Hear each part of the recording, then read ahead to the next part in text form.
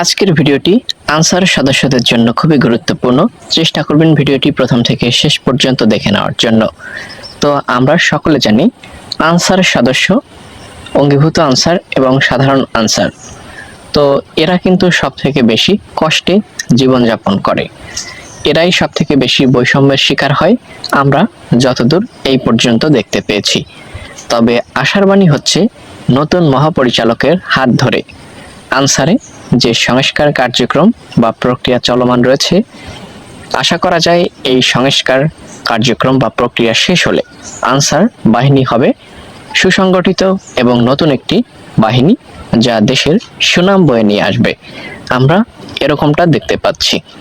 তো এই যে আনসার বাহিনীতে সংস্কার পুনর্গঠন প্রক্রিয়া চলমান রয়েছে, বৈষম্য দূরীকরণের প্রক্রিয়া চলমান রয়েছে, তো এ বিষয়ে আনসার মহাপরিচালক তিনি কিন্তু প্রতিনিয়ত খোঁজ খবর রাখছেন।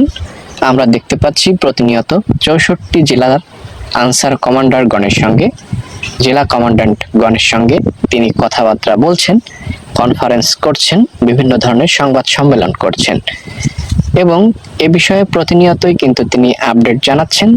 আমরা চেষ্টা করব আজকে গুরুত্বপূর্ণ কিছু বিষয় বিস্তারিত আলোচনা করার জন্য। যারা ফ্রিজ অবস্থায় আছেন, বুঝতে পারছি তাদের খুব কষ্টের মধ্যে থেকে যেতে হচ্ছে, কারণ অনেকদিন থেকে ফ্রিজ অবস্থায় রয়েছেন। তো এই যে 25শে আগস্ট যে আন্দোলনটি হলো, তার পরিপ্রেক্ষিতে আমরা দেখতে পেয়েছি অনেককে আটক করে রাখা হয়েছে এবং ফ্রিজ করে রাখা হয়েছে। এই যে যারা ফ্রিজ এবং আটককৃত অবস্থায় রয়েছেন, ঠিক আছে, এদের বিরুদ্ধে নতুন সিদ্ধান্ত আসবে খুব তাড়াতাড়ি। আমরা আজকের ভিডিওতে আনসার নিয়োগ সংক্রান্ত এবং এই সংক্রান্ত সকল বিষয়ে বিস্তারিতভাবে আলোচনা করার চেষ্টা করব। ভিডিওটি শেষ পর্যন্ত দেখবেন। তো এখানে গুরুত্বপূর্ণ যে নিউজটি জানানো হয়েছে, আমরা আপনাদের সঙ্গে বিস্তারিতভাবে আলোচনা করব।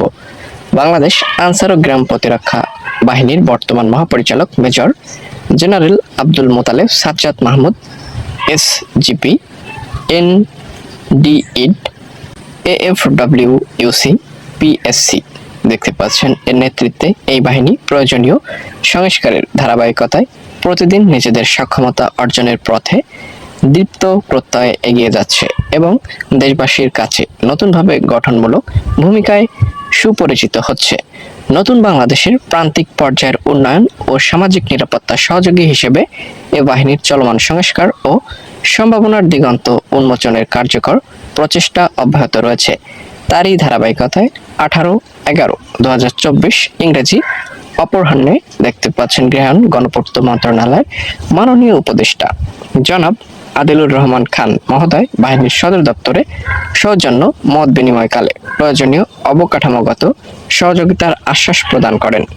উক্ত মত বিনিময়কালে বাহিনীর মহাপরিচালক বিভিন্ন অবকাঠামোগত উন্নয়নের প্রয়োজনীয়তা, যোগ্যোপযোগিতা দেখতে পাচ্ছেন, প্রশিক্ষণ নীতিমালার মাধ্যমে তারুণ্য নির্ভর দক্ষ জনশক্তি তৈরি সহ 60 লক্ষ সদস্যের সর্ববৃহৎ এ বাহিনীর দেশ গঠনে অপার সম্ভাবনার বিভিন্ন দিক তুলে ধরেন।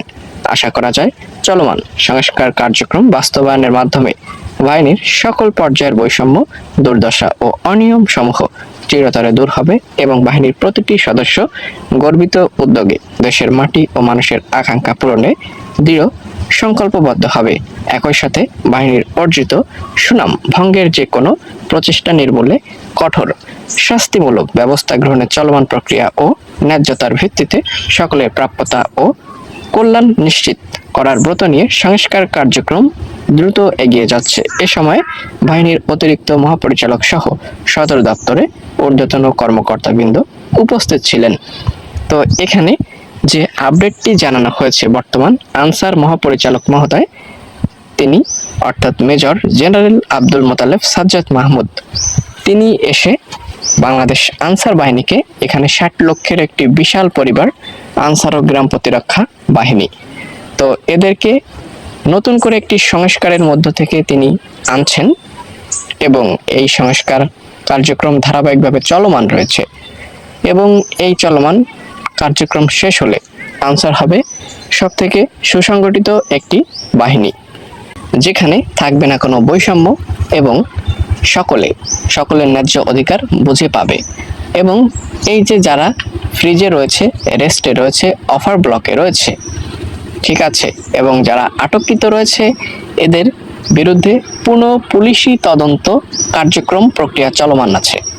এই প্রক্রিয়া শেষ হলে আশা করা যায় এদের বিরুদ্ধে আমরা একটি চূড়ান্ত আপডেট পাবো। ঠিক আছে, জানি যে 4000+ আনসার সদস্যকে অলরেডি তারা ক্ষমা করে দিয়েছে, কর্মক্ষেত্রে ফিরিয়ে নিয়ে এসেছে, এবং এখনো 8000+ সদস্য এরা এখনো ফ্রিজ কেউ আটক অবস্থায় রয়েছে। ঠিক আছে, তো এদেরকেও পুনরায় পুলিশি তদন্তর পরে ছেড়ে দেওয়া হবে বা আইনানুগ ব্যবস্থা গ্রহণ করা হবে যারা কোনো বিশৃঙ্খলার সঙ্গে জড়িত থাকবে। তো এই ছিল মূলত ভিডিও। যে কোনো মতামত অবশ্যই কমেন্ট বক্সে কমেন্ট করে জানাবেন। ভিডিও ভালো লাগলে চ্যানেলটিকে সাবস্ক্রাইব করবেন। ধন্যবাদ।